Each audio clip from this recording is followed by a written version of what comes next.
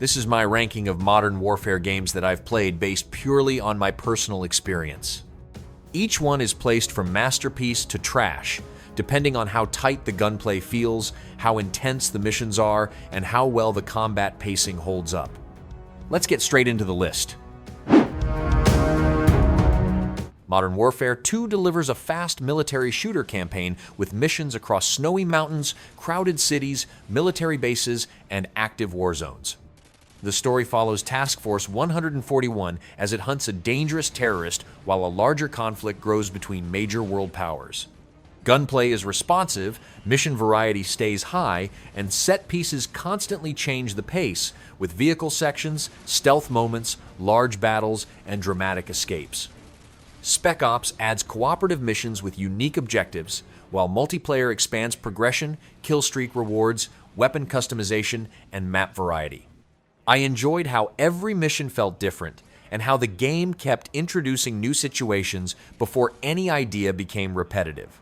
The campaign may be short, but the action, memorable characters, and replay value kept me returning long after completion. It ends up in my masterpiece tier. Battlefield 3 puts infantry, tanks, helicopters, and jets into large battles, where teamwork and map control are just as important as shooting skill. The campaign follows several soldiers through a global conflict involving a nuclear threat, mixing firefights, vehicle missions, and scripted action sequences. Gunplay feels precise, movement is smooth, and the Frostbite engine adds impressive destruction, sound effects, and visual detail during combat. Multiplayer is the heart of the experience, offering conquest, rush, class-based teamwork, vehicle warfare, weapon progression, and plenty of tactical options. I spent most of my time in multiplayer because every match felt different depending on the map, vehicles, and team coordination. The campaign was less memorable than the online battles, but the scale, atmosphere, and combined arms gameplay kept me returning for more. I place it in the excellent tier. Arma 2 builds its gameplay around large military operations where planning, positioning, and teamwork matter more than fast reactions. The story follows a Marine squad during a conflict in the fictional country of Chernaris, with missions spread across huge open environments filled with towns, forests, farms, and military bases.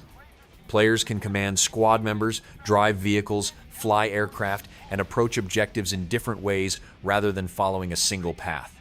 Weapon handling, ballistics, and battlefield scale aim for realism, creating situations that feel very different from traditional military shooters. I liked how much freedom each mission offered and how every decision could change the outcome of an operation. The controls were difficult to learn and some rough edges remained, but the depth kept me interested. This settles into my good tier. Insurgency offers tactical multiplayer firefights where careful movement, quick reactions, and accurate shooting matter far more than running directly into battle.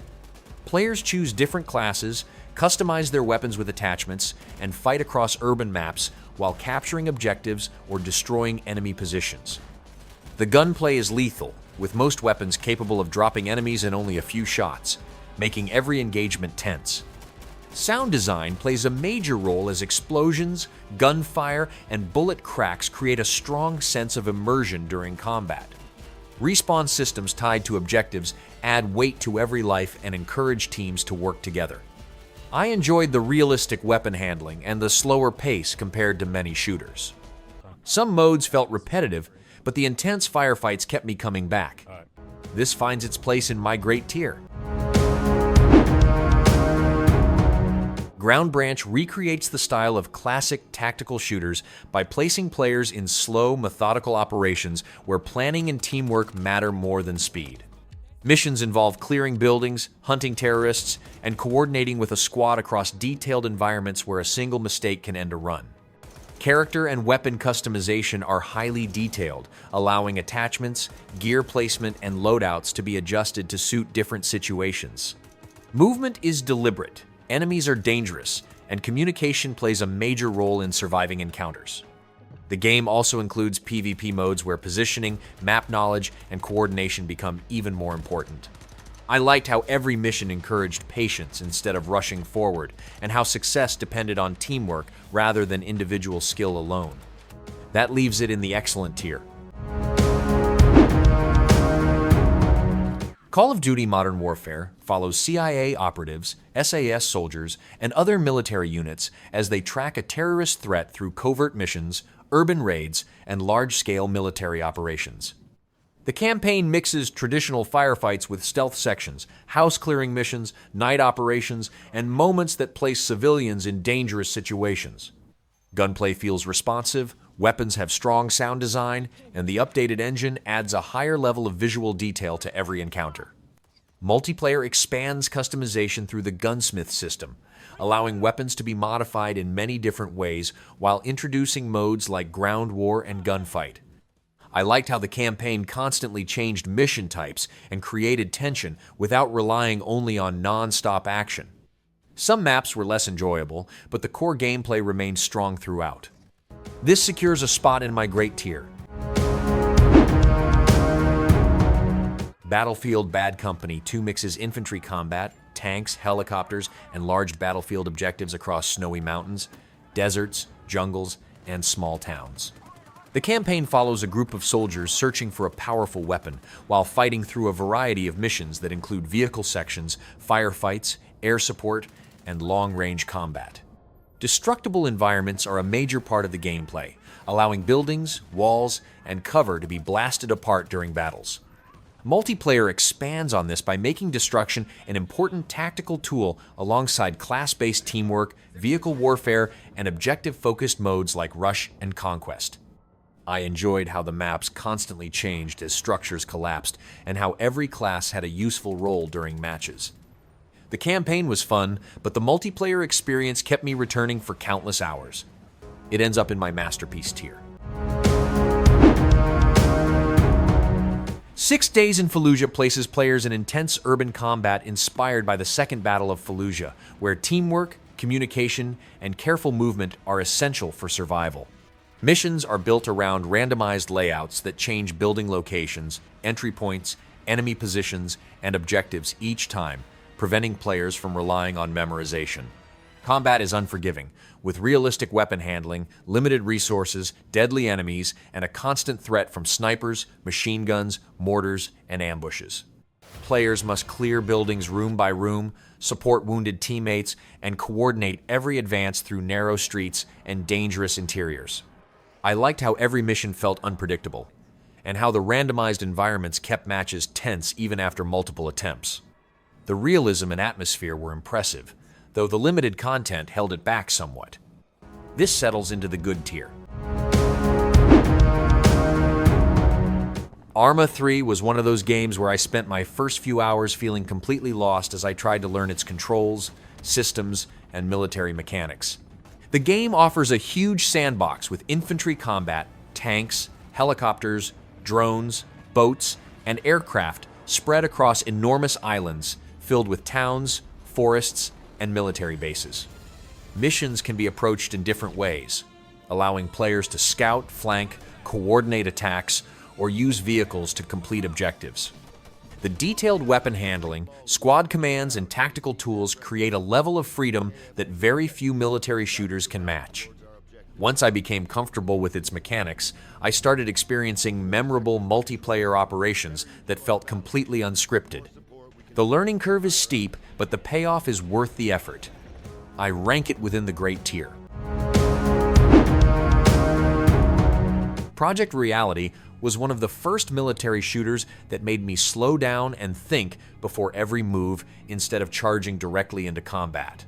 Built around large-scale battles, the game combines infantry combat, vehicles, squad coordination, and objective-based warfare across huge maps where teamwork is essential. Weapons are deadly, communication matters, and even simple actions like crossing an open field can become tense when enemy fire starts coming in from unexpected directions. The sound design plays a huge role in creating atmosphere, with distant gunfire, passing vehicles, and incoming rounds constantly keeping players alert. I enjoyed how every role felt important and how victories depended on squads working together rather than individual performance. The learning curve was steep, but the rewarding teamwork kept me playing. This finds its place in my great tier. Gray Zone Warfare immediately caught my attention with its huge open-world setting and realistic military atmosphere. The game is built around completing missions, collecting loot, customizing weapons, and extracting safely while exploring a large map filled with hostile NPCs and other players. Gunfights are tense, weapon customization is detailed, and the medical system adds another layer of strategy by forcing players to manage injuries, supplies, and equipment carefully. Playing with a squad makes a big difference, as teammates can revive wounded players and help complete objectives more efficiently. I enjoyed the satisfying gunplay and the risk versus reward feeling that came with carrying valuable gear into dangerous areas. Technical issues and rough edges were noticeable, but the foundation showed a lot of promise. This settles into my good tier. Insurgency Sandstorm was the game that made every gunfight feel dangerous because a single mistake could end a round almost instantly. The gameplay revolves around objective-based battles where careful positioning, teamwork, and accurate shooting matter far more than running into combat.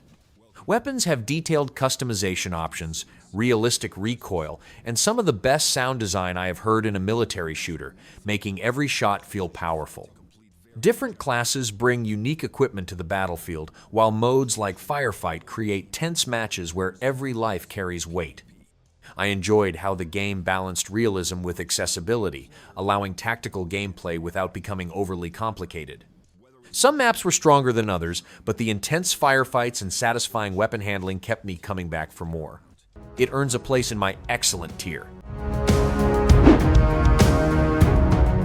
Wargame Red Dragon became the kind of strategy game that made me pause constantly, zoom out to study the battlefield, then zoom back in to watch tanks, helicopters, and infantry clash across huge military operations. The game features massive real-time battles with tanks, infantry, helicopters, aircraft, ships, and support units fighting across enormous maps. Success depends on reconnaissance, positioning, supply management, and understanding the strengths and weaknesses of hundreds of different military units. The campaign blends large strategic decisions with individual battles, while multiplayer offers intense matches where a single mistake can change the outcome of an entire operation. I enjoyed watching carefully planned attacks come together and adapting when enemy forces disrupted my strategy. Some newer additions felt less impactful than expected, but the scale and tactical depth remained impressive. This settles into my good tier. That's my take on the modern warfare games I've played. The top entries combined great gunplay, strong pacing, and missions that still stand out today. Thanks for watching.